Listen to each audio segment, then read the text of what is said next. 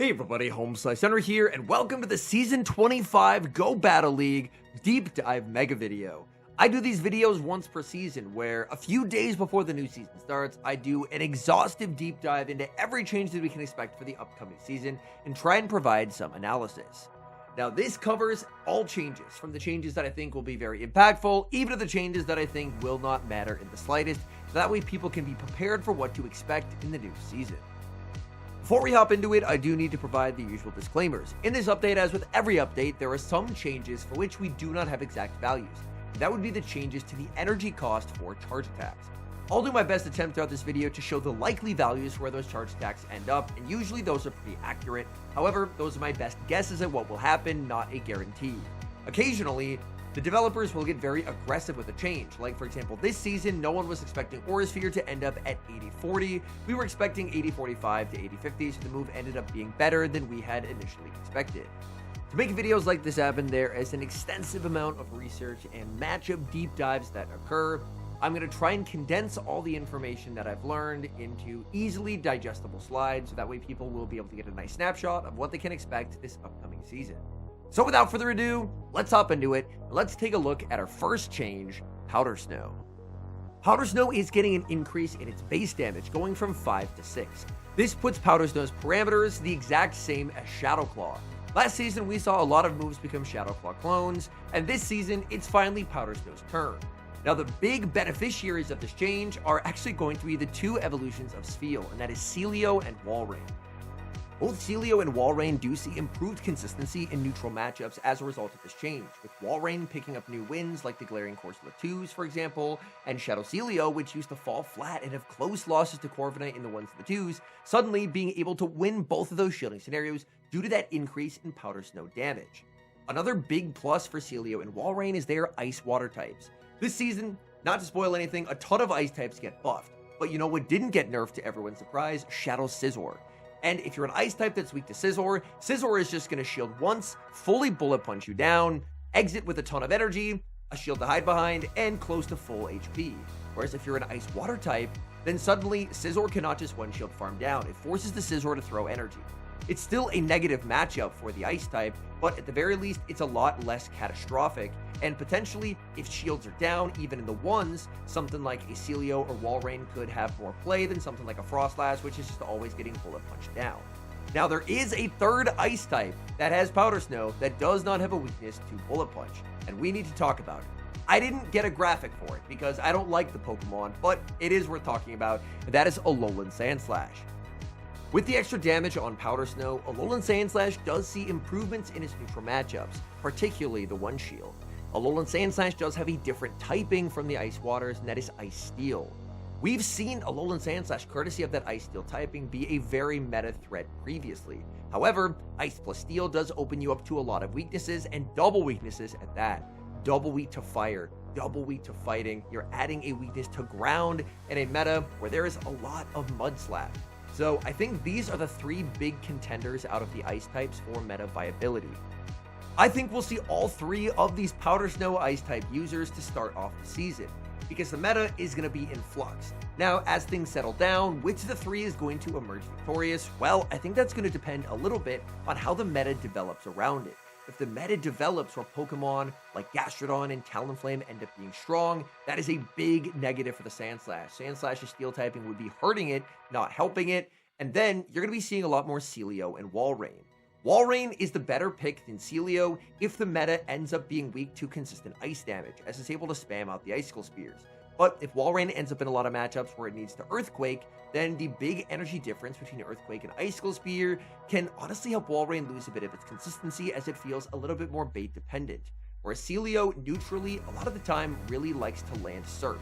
Surf being its more expensive charge attack, but obviously Surf to Body Slam is a lot cheaper than Earthquake to Icicle Spear.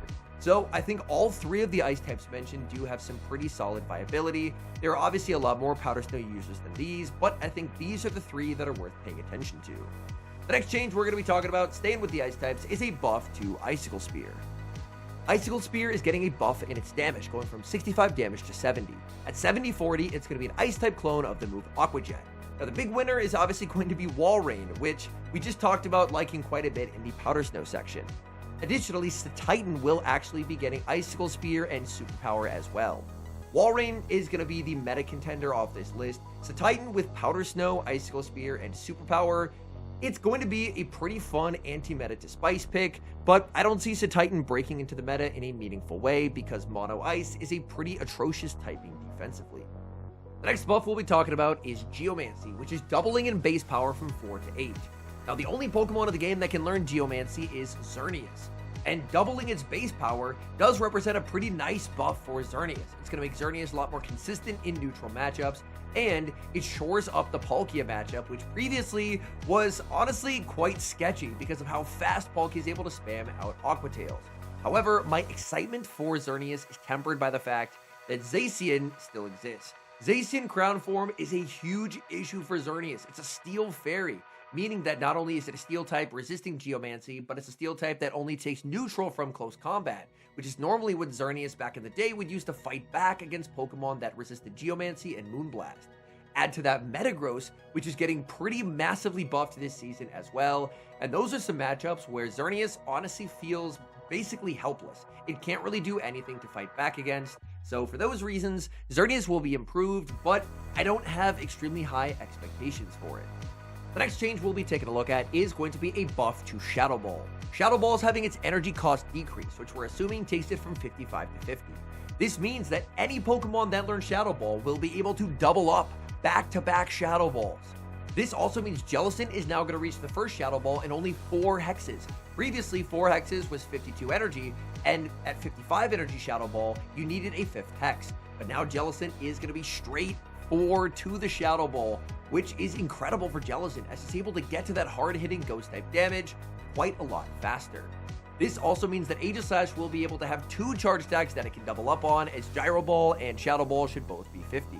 This is an improvement for Aegislash, but whereas I think Jellicent is actually going to be a strong anti-meta Pokemon, potentially looking at a meta contender if the meta around it shakes out favorably, I think Aegislash is still going to be spiced to anti-meta at absolute best.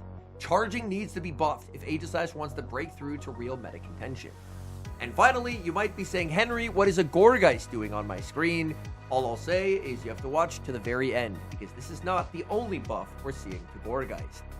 The next change we'll be taking a look at is going to be a change to another Ghost-type charge attack, and that is Shadow Sneak. Shadow Sneak's having its energy cost increased, but its damage increased as well from 50 to 75. I'm assuming this will end up as a 75-50 move, meaning that this would be a Ghost-type clone of the move Sky Attack. As for the big winners for this change, well, I'm a little bit lost. I think the closest that this change gets to mattering is in certain limited metas where Ariados would want steel coverage, it would actually have a somewhat okay move that it could output some neutral damage onto steel types, but even that is a pretty big stretch. Even Giratina Altered, which has used Shadow Sneak in the past, has other moves it typically prefers, which is Dragon Claw and Ancient Power. So I would say those are the closest two examples where it might matter, but even then, I feel like we're stretching it pretty thin. The next change we'll be taking a look at is going to be a buff to the Dark-type charge attack, Foul Play. Foul Play is getting a damage increase, going from 60 damage to 65. The initial big winner in my eyes is Shadow Sableye. Shadow Sableye, this helps its neutrals quite a bit, and in my eyes, Shadow Sableye is so back. This allows Shadow Sableye to pick up some really interesting new wins, like being able to beat Furret in the Zero Shield because you survive the Sucker Punches in the Trailblaze, you make it to the double Foul Play, and even though Shadow Claw's double resisted, 2 Foul Plays plus the Shadow Claws actually knock out.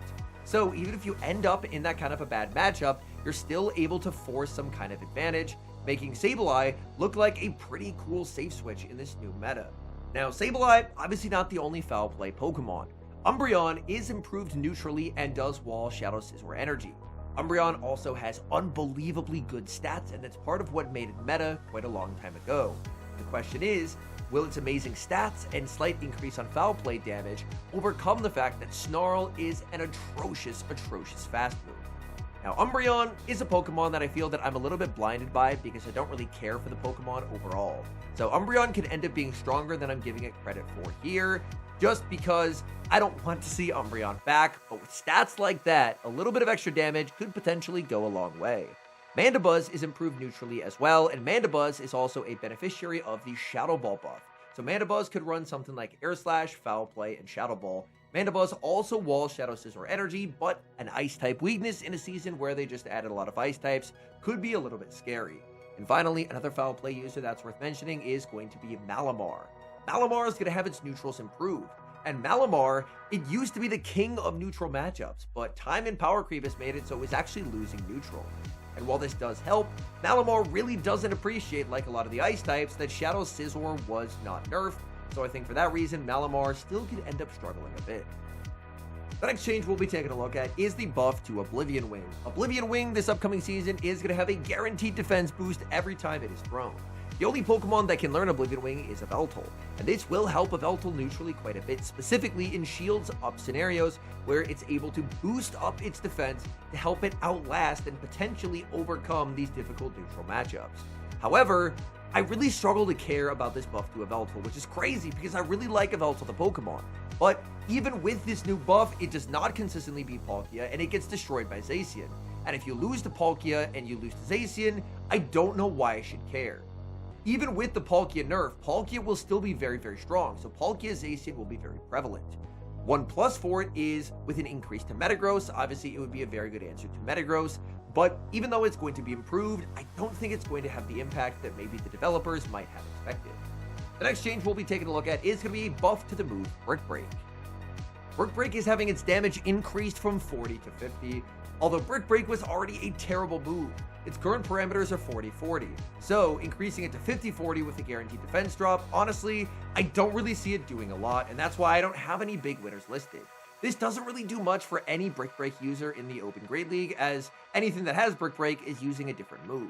This could potentially help Furret in the EUIC meta, as the EUIC meta does have a lot of normal types. So potentially in that meta, Brick Break could be a plus for Furret, but in the Open Great League, I really don't think it's accomplishing much. The next change we'll be taking a look at, I alluded to it earlier, is going to be a buff to the move Meteor Mash. Meteor Mash is having its energy cost decreased, which should take it from 50 to 45. This means that Meteor Mash is now going to be a Steel-type Frenzy Plant clone. This means Metagross, which already has pretty nice pacing with Fury Cutter or Shadow Claw, gets even faster, and Clefable with Fairy Wind is now going to have straight 10-turn pacing to Meteor Mash. This is a huge buff for Metagross, making Metagross even scarier in the Master League and an absolute terror in the Mega Master League. And for Clefable, this means that Clefable can finally ditch Swift. Clefable, every 10 turns, can spam out a hyper-efficient, incredible coverage move, and then run Moonblast if it ever wants fairy damage. So I think this is a huge improvement for Clefable, which should catapult Clefable quite a bit. I think Clefable is going to be an extremely usable Pokemon in this new season. And for Metagross, it's going to be a terror, especially in the Mega Master League. In Open Masters, even with this buff to Meteor Mash, Metagross is somehow still not consistent against Palkia because 9-turn Aqua Tail pacing is just absurd. But in the Mega Masters, Mega Metagross is going to be an absolute nightmare to deal with.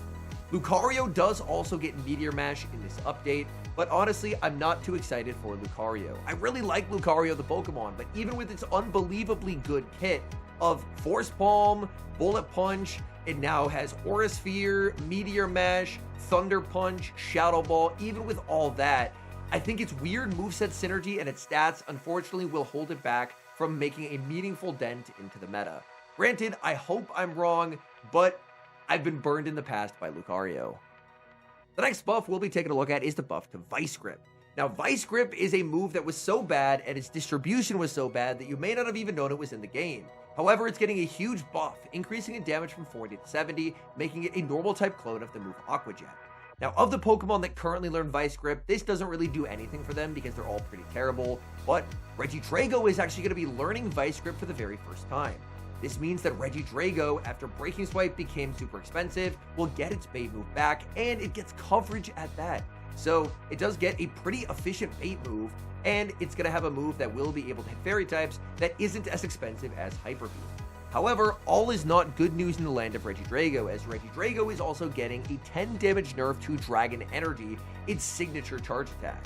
Combining this with the fact that Scizor was not nerfed, I think Regidrago will again be awesome in the Ultra League. It was great in the Ultra League this season, and I think it's going to be great in the Ultra League next season as well. But in Great League, I think it's going to struggle to find a consistent footing, just due to the fact that even though it does have this improved coverage, it still really struggles against Pokemon like Shadow Scizor, and Dragon Energy means that its neutrals won't quite be as strong as they used to be.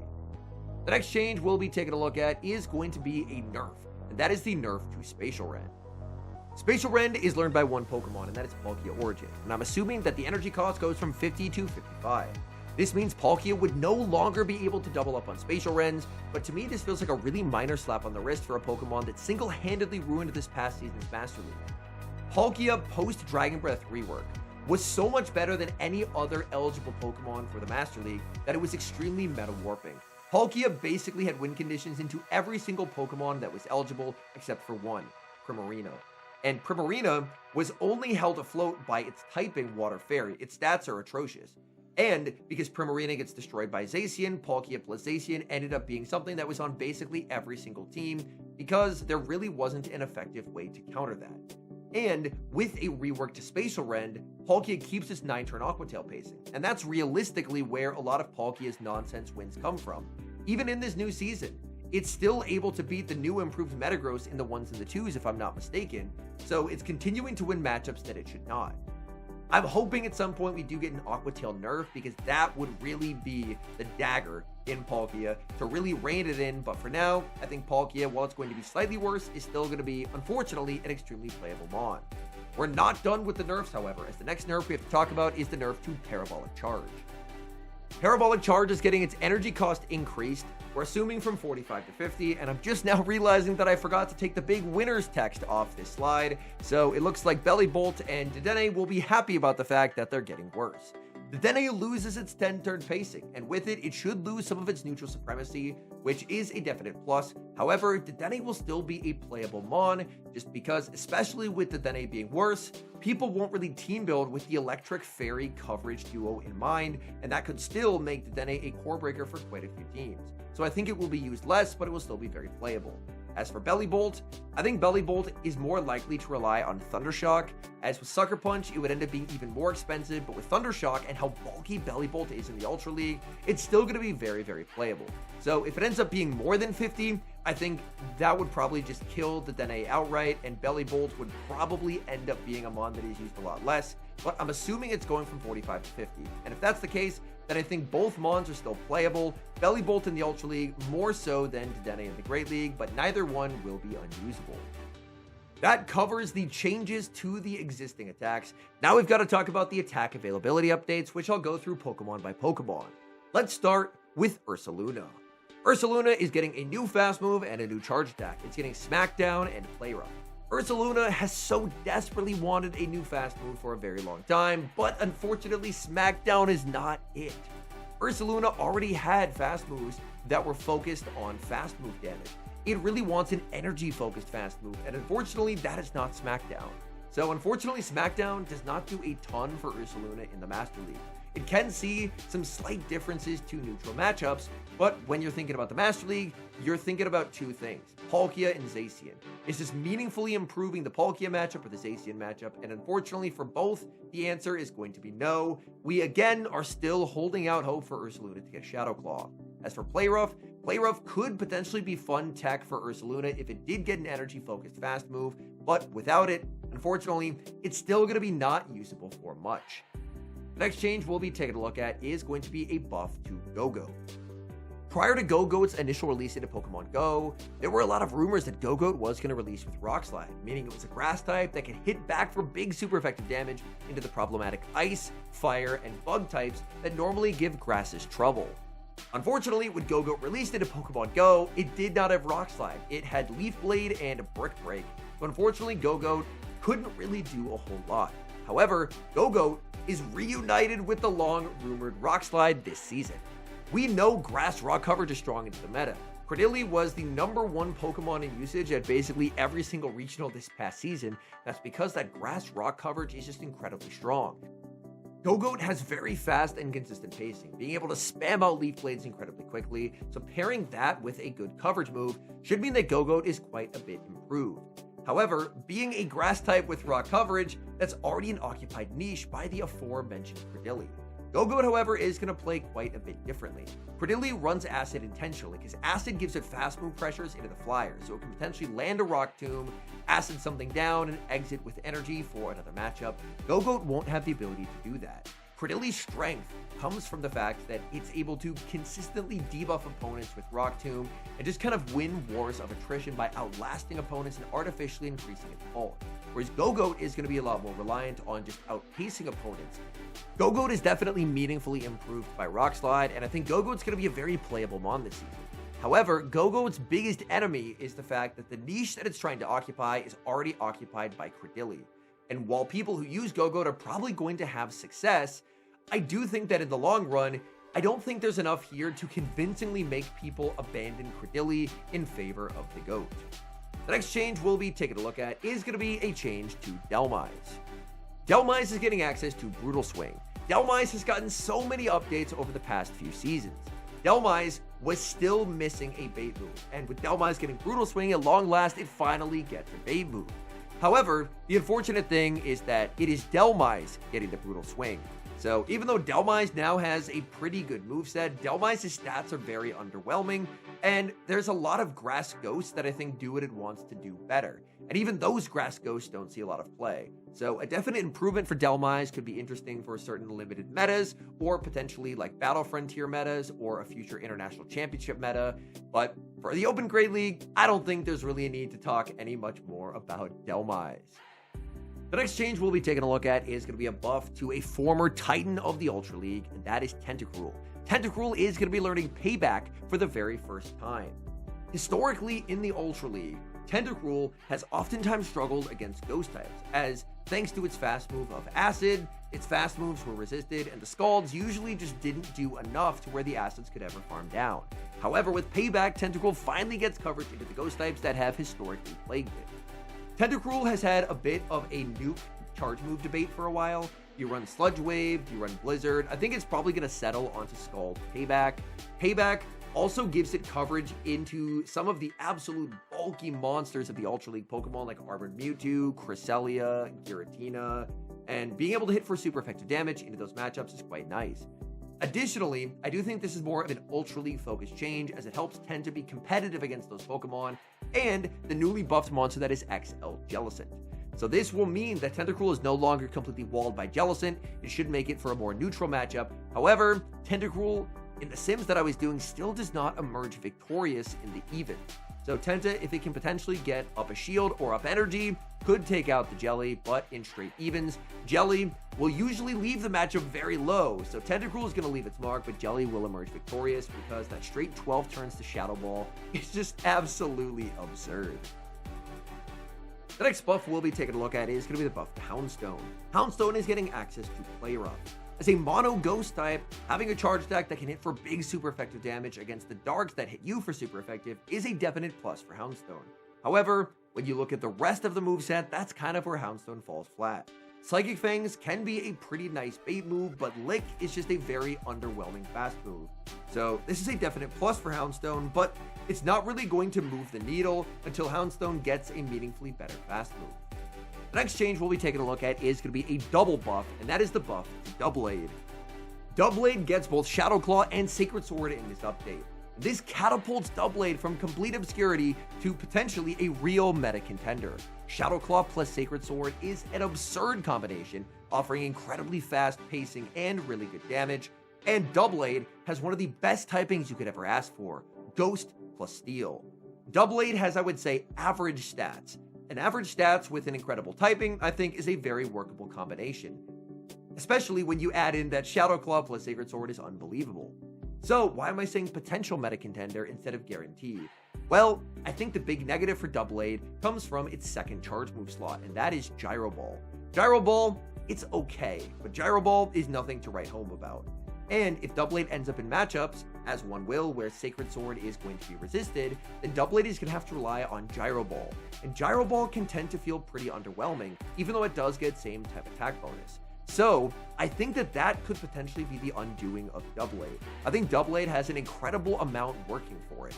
The typing is great, the stats are fine, and Shadow Claw plus Sacred Sword is unbelievable, but if there's an argument to be made against Doublade, I definitely think it is with Gyro Ball. So I really hope to see Doublade be a meta contender, but if it ends up falling short, I think Gyro Ball's deficiencies are going to be that reason why. We're going to stay on the topic of double buffs and talk about Ludicolo. Ludicolo has wanted a bait move forever, and at long last it gets it with Weather Ball Water. But that's not all. Ludicolo also gets a new fast move in Astonish. Ludicolo is a mon with pretty solid stats and a really interesting typing, being a water grass type. So getting a good fast move and a bait move, everything sounds amazing for Ludicolo. Ludicolo has absurd zero shield matchups, and that's thanks to the fact that Ludicolo's second charge move is Leaf Storm. Leaf Storm is an absurdly efficient charge attack, 130 damage for 55 energy, but it comes at a cost. Every time you throw Leaf Storm, your attack is lowered by 2 stages, and it stays that way until you switch out. That means that Ludicolo is going to be unreal in the zeros, but with shields in play, if it's in matchups where water is resisted and it has to go for Leaf Storm, it could feel very inconsistent, because you end up having to bait if you don't want to lower your attack, or if you throw a Leaf Storm and it's shielded, then suddenly you're -2 and forced to give up alignment. So I think that could potentially make Ludicolo feel a little bit more inconsistent, especially when shields are in play. Shields down matchups, Ludicolo looks pretty crazy. One thing to note, Ludicolo cannot farm down Shadow Scizor in the 2s without some attack weight to reach an Astonish breakpoint, so that's something to look at when building your Ludicolos, is if you want to be able to farm Shadow Scizor, then you will need to go for a particular set of IVs. The next change we'll be taking a look at is another Pokemon getting access to Sacred Sword, and that is Hisuian Samurott. Hisuian Samurott finally gets coverage against Steel types, and taking a look at its moveset in a vacuum, Fury Cutter, Icy Wind, Sacred Sword is a very solid moveset. I don't think this moves the needle for the Open Great League, but I think this Pokemon's best bet at shining is going to be in the European International Championship meta. Much like we just had a few weeks back, the Championship Series Cup meta, which was the meta for the LAIC tournament, there's going to be a tournament in Europe in February, and we're going to have a brand new meta. That is a meta with a whole lot of dragon types, a whole lot of normal types, and I think something like Samurott that is Icy Wind for the dragons, Sacred Sword for the normals, Samurott could potentially be an interesting anti-meta pick. So I think as far as Samurott goes, its best bet for success is going to be in that limited meta. The next change we'll be taking a look at is going to be a double buff to Kartana. Kartana gets access to a new fast move, Fury Cutter, and it also gets access to the charge move, Sacred Sword. This means one of the highest attack Pokemon in the entire game now gets incredibly fast pacing, and it gets coverage to Steel types that it previously did not have. In my eyes, Kartana is likely to be Spice in every league, but its best bet is going to be in the Master League. As a Pokemon that if it can hide behind 2 shields or be an up energy sweeper, it could take some teams by surprise, as I believe it can actually pull off a win in the 2s against Zacian ground form, but obviously that requires a heavy investment in a Kartana, and that means that the rest of your team would be shieldless. So I'm thinking Kartana, it's going to be Spice to anti-meta in the Master League at best, but I think trainers who really like good energy management could end up really coming to enjoy Kartana, as it could be a fun way to play the Master League. The next Pokemon we'll be taking a look at is a Pokemon that I did mention earlier. It's getting triple buffed, and its name is Cetitan. Cetitan's fast move, Powder Snow, is getting buffed. Cetitan is getting Icicle Spear, and Cetitan is also getting access to Superpower. So this means that all 3 of Cetitan's moves are getting either buffed or it's getting a better move. So this means it's a really good day to be a Cetitan fan, as Cetitan is being meaningfully improved in just about every single category. The downside is that the Ice-type field looks to be a very crowded one. Now, Cetitan is by no means a bad Pokemon. I think trainers, especially trainers who are good with energy management, will be able to use Cetitan and have a decent amount of success. I don't think it's ever going to break into the top meta, but it should be very viable anti-meta, and especially if you're able to get up energy, Ice plus Fighting is really interesting coverage against a lot of meta Pokemon. So I do think that Cetitan will probably see a little bit of success. It might even day 2 if a trainer is able to build a good team around it and support it well, but I don't think it's going to end up emerging as one of the premier Ice types, just due to the fact that, again, being weak to Bullet Punch is really bad in a meta where Shadow Scizor is extremely popular and extremely strong, and due to the fact that there's just so much competition in this Ice type niche. The next buff we'll be taking a look at is going to be the double buff to Blaziken. Blaziken is getting access to the fast move Ember and the charge attack Aura Sphere. We saw Ember being given to a different fire starter last season, Charizard, and it completely revitalized Charizard. Charizard was immediately soaring back to its previous heights and launching incredibly fast blast burns that were basically knocking out any Pokemon they were thrown at. Well, Blaziken now has an incredible toolkit to work with. Ember offers incredible blazing fast pacing, and you can kind of choose your choice of Aura Sphere, Blast Burn, or Brave Bird. Blaze Kick and Aura Sphere do have the same energy cost, but Aura Sphere is a significantly better move, so I think Aura Sphere will always be the bait move, and then you can choose Blast Burn or Brave Bird as the nuke. Blaziken, it is obscenely attack weighted, meaning this mon will go as far as your energy management will take it. Even moderate fast move pressure will just absolutely crush Blaziken, so it's definitely going to be a high risk, high reward type Pokemon, but if you can set it up as a sweeper, potentially get an energy advantage, set it up with a shield advantage, then Blaziken should be an incredibly fun Pokemon. I don't think Blaziken is going to break into the top meta by any means, but it's going to be an extremely fun anti-meta Pokemon. Difficult to use, but very rewarding of good shield and energy management. The next change we'll be taking a look at is going to be the double buff to Dudunsparce. Dudunsparce gets access to the fast move Dragon Tail and the charge attack Body Slam. These changes don't really do anything for Dudunsparce in the Open Great League, but in my eyes, that's actually not what they're intended for. These are changes that will help Dudunsparce compete in the upcoming Limited Championship Series meta for EUIC in February. This is a meta where there's a lot of normal types, but there's also a lot of dragons. So having your normal type have Dragon Tail so it can hit for super effective damage into those dragons could potentially be a plus for Dudunsparce in that meta. So while I'm not really expecting to see Dudunsparce have any increased Open Great League play as a result of these changes, keep an eye out, because in a few short months in February when we do have that EUIC meta, I think Dudunsparce could actually look quite interesting.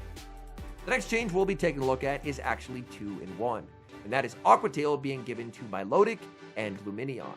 These are two Pokemon that both have pretty nice stats, and they now get access to Aqua Tail. Milotic, not going to be an Open Great League mon in my eyes, but it does look quite relevant for the EUIC meta that I was talking about quite a few times throughout this video. Lumineon, unfortunately, it needs a lot of help. It is really nice stats, but it needs a new fast move, it needs a true nuke move. I believe it's stuck with Silverwind right now as its nuke move, which is never a spot you want to be in as a Pokemon, because Silverwind is currently pretty atrocious. So this is a definite improvement for Milotic, as Milotic finally gets a little bit of pacing back. The Surf rework was very unkind to Milotic, but with the Dragon Tail buff last season and with the Aqua Tail addition this season, I think Milotic could potentially be a really nice contender for that EUIC meta. The next change we'll be talking about is Weather Ball Water being given to Bronzong. In my eyes, outside of like very niche limited meta cases, I really don't think this is a change that matters too much. I didn't really think too highly of Bronzong in the Open Great League beforehand, and I don't really think very highly of it afterwards. Next up, Suicune being given Water Gun. This only matters for max raids. This is not a change that is aimed towards PvP. However, this upcoming change could actually be impactful, and that is Hydreigon being given Fly. This gives Shadow Hydreigon an ability to hit fairy types for big damage in a significantly cheaper way than Flash Cannon. Flash Cannon can be fun, it can make for some fun YouTube content, but people have encountered Hydreigon for quite a few seasons. People are aware of its moveset, and if a Flash Cannon's worth of energy gets shielded, that is a ton of energy for which you got absolutely zero usage out of, just 1 damage through the shield. So, with Hydreigon getting access to Fly, specifically the Shadow Hydreigon could end up being very fun spice less anti-meta. I was actually able to use Shadow Hydreigon to hit my season high of 3,300 elo in the Catch Cup before I ended up stopping playing for the season, and I think Shadow Hydreigon will actually appreciate this adjustment, as then it won't be so helpless in the Azu matchup. I believe Shadow Hydreigon can actually win the Azu 2s with Fly, which isn't too surprising as Hydreigon has incredibly fast pacing and Azu is notoriously very slow, but it's still a pretty cool pickup for Shadow Hydreigon, all things considered.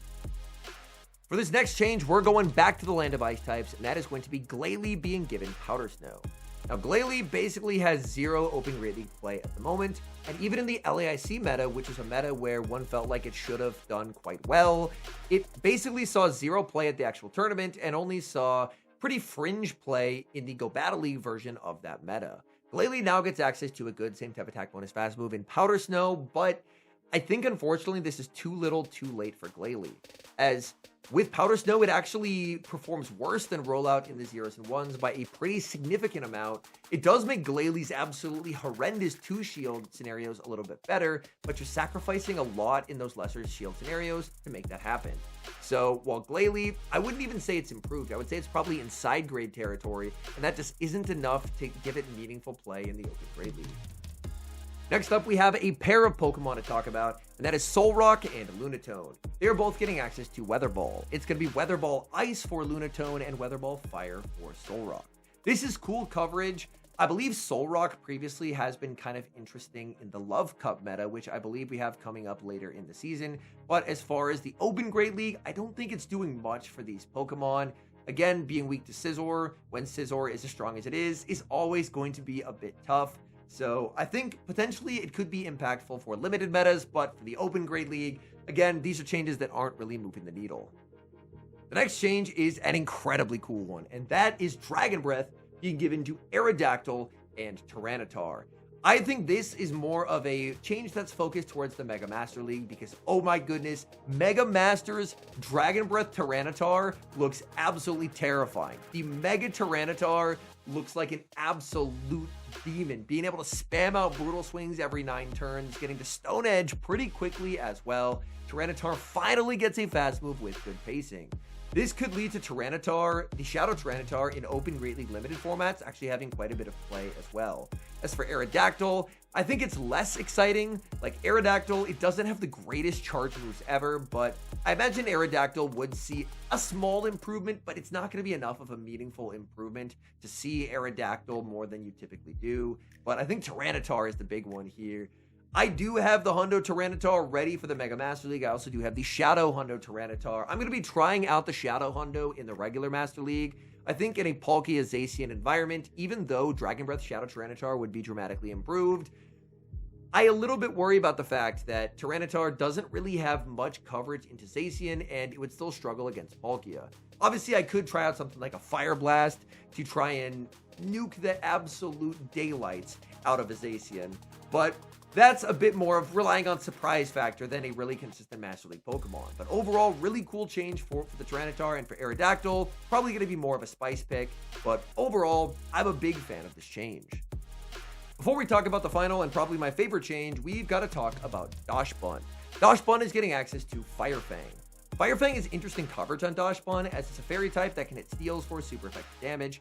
But honestly, sacrificing Charm makes your neutral matchups basically worse in 100% of scenarios. The only time I think we'll ever see Dachsbun use Fire Fang is in the Go Battle League with an ABB Fairy team, where you save switch to Dachsbun, try and lure out a potential Scizor, and then you hit them with double super effective damage as a Fire Fang surprise. But I think that's really not a consistent strategy, so I don't think we're going to be seeing a lot of Dachsbun, and this change honestly is not going to do a whole lot for it. But now it's time. The final change, the moment we've been waiting for. Let's talk about Gourgeist.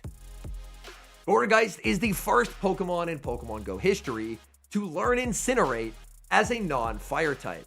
Every other Incinerate user is a fire type, so this is a first. Gourgeist is the only non-fire type Incinerate user. Gourgeist is now a Scizor plus Groundbreaker, and that was a very common core. Gourgeist can also now be a very effective breaker to the Marowak Fortress Basti line, as Marowak, any Mud Slapper, gets obliterated by Gourgeist because it has pretty solid stats. It's a Grass Ghost type, so it's going to be resisting Mud Slap, and with Incinerate, it's destroying Scizor. Even though it is weak to Night Slash, it has enough stats to survive the Bullet Punches and survive the Night Slash and fully farm down, so it does win the zeros. Add to that the fact that Gourgeist somehow wins the zeros versus Altaria, the 0s and 1s versus Credilli, and absolutely obliterates every single Mud Slapper. It's going to do pretty well into Corviknight as well, and its Shadow Ball is cheaper, meaning the Shadow Ball is 3-2-3-2 because we're assuming Shadow Ball will be 50. So straight 2 to Seed Bomb, 3-2-3-2 to Shadow Ball. I do think that a negative for Gourgeist could be the rise of Sableye. The rise of Sableye could be a worry. Sableye is obviously the ghost that beats other ghosts, but at first glance, Gourgeist does look very promising. When it comes to the size of Gourgeist, the size of Gourgeist actually does affect the stats. So when it comes to building Gourgeist, I did do a bit of research there. I do believe that the large Gourgeist, not the super Gourgeist, the XL Gourgeist, not XXL, is actually going to be preferred. The XL looks to be the perfect balance of having enough defense to get some very meaningful bulk points without losing a ton of matchups. So when it comes to building Gourgeist, I think Gourgeist looks really interesting. I think at absolute worst, I think Gourgeist is going to be very strong anti-meta. I think Gourgeist could end up being stronger in the Go Battle League than in the Play Pokemon circuit. But as far as the teams that were used this season, there are so many teams that just get absolutely destroyed by Gourgeist. What I like about Gourgeist is I feel like even in its bad matchups, Gourgeist a lot of the times can still fight back because Fire plus Grass plus Ghost coverage is a really interesting offensive trio. So I'm very excited for Incinerate Gourgeist. Now, I do also want to present the hypothetical negative case, the case against Gourgeist. And that would be the fact that Dark-type Pokemon got buffed this update. So if you have Pokemon like Mandibuzz and Umbreon returning to quite significant usage, that would obviously be a huge negative for Gourgeist. Gourgeist looks very strong into this season's meta. However, we know this season's meta is not always the meta that we'll see in the new season. So if things stay somewhat similar to what they have been, then I think Gourgeist is looking incredibly strong. But as metas develop, then potentially Gourgeist could not be looking as strong. So Gourgeist is a Pokemon that if things stay relatively similar, I'm a very big believer in. But if the dark types end up surging, Pokemon like the Umbreon, like the Mandibuzz, they would give Gourgeist an incredibly tough time. Then I think Gourgeist could suffer. But for now, a lot of the Stunfisk plus Scizor, Mudslap plus Scizor, Mudslap plus Fortress, basically so many archetypes that we've seen this season all really do not like Gourgeist. So Gourgeist is a Pokemon that I'm very excited for. I was able to find an XL Gourgeist in my storage that I did end up building for the Great League, and that's a Pokemon that I'm probably going to be trying one of the first days of the season because, man, Gourgeist looks very fun.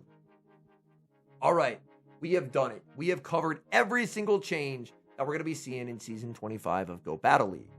Now, what I do at the end of every season, and I did just a few days ago, is I always rewatch these videos to see how my predictions ended up aging.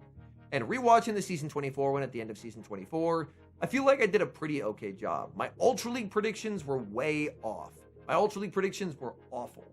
My Master League predictions, I predicted Palkia would be annoying, but they weren't great. I feel like for the Open Great League, I overestimated Abomasnow and I underestimated Fearow, but across the board, I felt like we were pretty on track. So I'm hoping that this season will be even more accurate. Thank you so much for watching. Videos like this are always an absolute odyssey to complete. So if you enjoy watching content like this, please leave a like on the video. Hype the video. I believe that's a new feature. I'm not quite sure what it does. And a special thank you, as always, to our channel members here on YouTube. The support you guys provide is genuinely so appreciated. Thank you guys oh so very much. And until next time, I've been HomeSliceHenry.